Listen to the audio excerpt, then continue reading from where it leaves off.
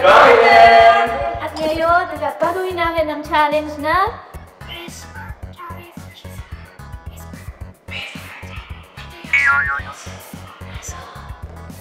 Bale, boys versus girls.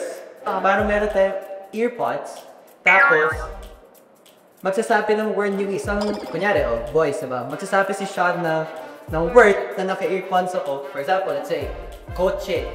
Hindi ko narinig yun. Dapat papulaan ko.